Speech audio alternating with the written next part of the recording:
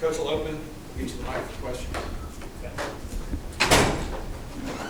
How's everybody today? Good. Good.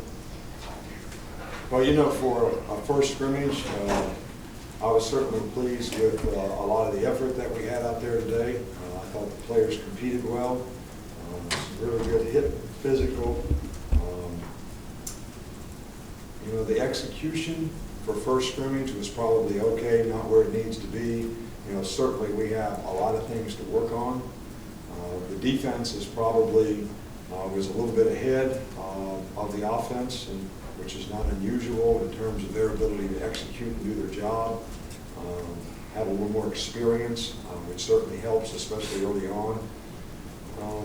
You know, offensively, I think we got better as the day went on in terms of how we competed, how we played. A lot of the success that we had in the scrimmage offensively came toward the end of the scrimmage. We made some plays, got some confidence, and that kind of got people going, which I think when you have young players and a lot of new players, that's something that is really important for them to be able to gain. And it was a good, you know, good that sort of happened out there today. From a quarterback standpoint, I can't really say that one guy was better than another. I think all did good things, and I think all did some things not so well. And I think that I would love to see one of these guys sort of take the bull by the horns and, you know, play with a sense of urgency that affects everybody else, that shows leadership and, you know, sort of the kind of command and confidence that I think our team needs. And I don't think that we need to have a quarterback that has to win the game. I think that if we can have someone who could play well enough and make good choices and decisions and not make the major errors that would affect the game, that probably would be keep us in the game, and with the rest of the players that we have, I think we'd have a good chance. So, you know, there were some guys that we did not scrimmage today. You know, Kenyon Drake did not scrimmage because he strained his hamstring the other day, which shouldn't be a big issue. And I think most everybody else was out there participating. I think Robert Foster sprained his knee toward the end of the scrimmage. I can't tell you give you any medical information along those lines. I don't really think we have anybody else other than bumps and bruises that, you know, could be affected for a long time. Chris Black didn't go today. He's still recovering from an ankle, but we should get him back soon. And I think that would be very helpful if we can get some of these guys that are sort of our playmaker guys on offense back out there working. I think that would be really, really helpful. So, you know, we've had a really productive, you know, 10 or 11 practices here so far. I think we have, we're not disappointed at all in the attitude the players have, the work ethic they have, the things that they seem to be willing to do to try to improve.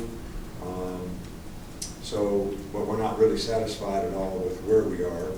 I think we know where we need to get to, and we got lots of work to do. So we'll just keep working and coaching and try to get it done. Start right over here with Aaron. Next, two questions. First, how did you think the secondary performed today? A lot better. You know, we gave up a couple big plays toward the end, but I think all in all we were better. I like the way the group plays. You know, having Eddie and Gino at safety makes us a little more athletic, a little more speed, a little more range on the field.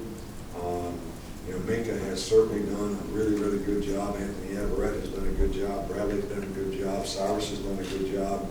Marlon's been hurt, but he did scrimmage today, and we think that he can be a contributor. So, you know, Marie Smith has you know, done a good job. So, you know, we have a lot of young guys that are starting to feel their oats in terms terms of their confidence and understanding how to do things and why. So it seems like that group is actually doing better. We had several interceptions today, and that was a good thing. Over here with Michael. I have a second. So quick, this is going to ask specifically about Maurice. Is he the kind of versatile guy that maybe can fill a role like Derek did last year? Yeah, Mo plays all over the place. You know, he plays corner, plays star, he plays money, you know, he's always been a little bit of a guy that, you know, was such a worrier about doing his job right. Now he's sort of over that because he's got a lot of confidence in how he does his job, and now I think he's playing with a lot more confidence and has a lot better understanding and has really, you know, had a good camp so far. Right here with Michael. And some of the players talk about the play cards, the offensive play cards that you guys are using to signal in some of the plays. Where did the idea come from, and how is it working in your mind? Well, we you know, we met with Ohio State, TCU, some of these teams in the off season that you know, use various methods of how they do their no-huddle. And I'm not even saying that we're going to be a no-huddle team. But we felt like last year, you know, we were kind of learning how to be a no-huddle team on the run because of the personnel we had. And we felt it was best suited for Blake, and we've talked about that many times before. But we didn't go in with the idea that we're going to be a no-huddle team. So we visited a lot of people in the off-season to try to come up with the best system. You know, Kansas, Washington, a lot of people that go no-huddle, and it's just a methodology of how some people get formations in place in the game to sort of minimize terminology and how much communication you have to have at the line to call play. Okay, right back here, Cecil. Coach, just to follow up on the quarterbacks where you repeatedly said waiting for a guy to take the bull by the horns or one guy to look better than another. As the next couple of weeks go forward, if that doesn't happen, how do you make a decision? I don't know. I mean, the way I see it happening is, you know, as soon as we start gaining a little bit of confidence in a guy, and we kind of put him in the situation where, okay, we've got a chance to be the guy, then they have to take advantage of that. They have to take the ball and run with it. All right? And you know, we've seen that a couple times, and it's a little bit like giddy up, whoa, you know. So I'm just waiting for somebody when they sort of break out and they're having a couple good days that, you know, they say, okay, I'm ready to do this, and you've got to win the team. And I see guys starting to win the team, and then something happens, but that's got to happen, and somebody's got to make it happen. I can't make it happen. As bad as I'd like to make it happen, I can't make it happen. Miss Terry was here today, and I'm sure when I go home, I'm going to get a real earful about quarterbacks, and who played best and who she likes the best and all that. But she can't make it happen either. So, and if it doesn't get decided like it didn't when, you know, AJ and Phillip Sims were here, they both played a quarter, and a quarter in the first game, and that's how we figured it out. So, do I want it to happen that way? No. But I can't make this happen. As bad as everybody wants it to happen. And they want to create this great hope, that Coach said, this guy's the man. I can't make it happen. Right here with Matt. Two things. First of all, didn't Miss Terry like this on the quarterbacks? I haven't got an earful yet. I know it's coming. She was here today. This is her first deal, so I'm going to, you know, the real head coach will speak. How did you guys break things up as far as reps with the quarterbacks today? And what's the process during the course of the next week, just deciding in terms of how the reps will be broken up next week? Well, I think we'd like to watch the film today and see how it went, but, you know, the way we try to do things is, you know, we try to take three guys, just like you'd have a first, second, and third team guy, and we divvy up the reps like we would a first team guy, a second team guy, and a third team guy, in terms of how we would do it in the season. And we see how those guys respond. Then we have two guys, other guys working in another format. Maybe we have the 1s and 3s and 3 quarterbacks alternating with them, and then we have the 2s and the 4s, and we have 2 quarterbacks alternating with them. So they're all getting reps. And then the guys that do the best stay there, and we bring a guy and give a different guy a chance. All right, and that's how we have done it to this point. I think we'll evaluate how guys play today and determine how we start and see where we go from there. Two more. Players have talked about just an emphasis on losing weight along the defensive line. The defensive linemen have talked about that. Just how Talked about what? About the emphasis as far as losing weight, dropping some weight, and just improving quickness and all of that. How much of an emphasis was there on that? Have you seen it make a difference just around the course of the part of camp? Well, you know, we have always done that. We've just not gotten the players to respond to it like I think this group has responded to it. And all the guys have responded to it except 2. Look, we have a nutritionist here. We do body fat, muscle mass, hydration test, you know, check vitamin D. We do everything you can do to try to make the guy the most efficient player at his position. And everybody has the right combination of all those things to be able to develop at his position. And then you look at a guy's performance relative to how much he weighs. When a guy weighs 307 pounds and he can move and sustain and rush the passer and do all those things, and when he weighs 318 pounds, he can't do it. It's not rocket science. Now, the player may not want to weigh 307 pounds, but if he wants to be a good player and he wants to be successful, that's the best choice that he can make. So, we've always done that. I just think this group has responded to it better. You know, way back when Cody was here, you know, he was 4'10", and our goal was 360, and our goal was really 345. We never got past 360.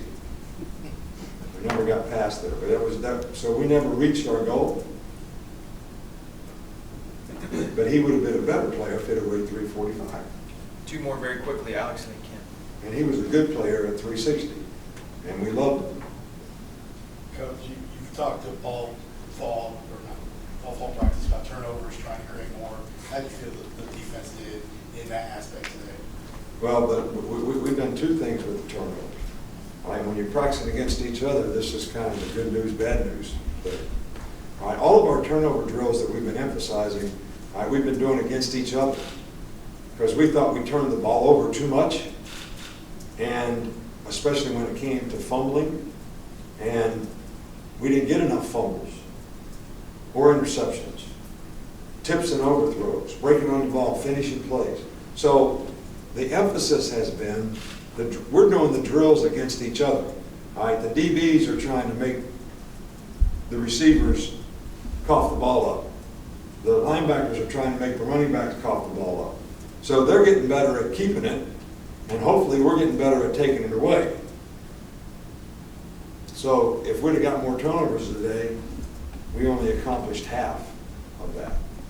But I do see players trying to get the ball out. The emphasis has, you know, paid off in terms of awareness, and I think that's what we want. Last one right here. With Kenyon out today, what did you see from your running backs, especially Damian Harris?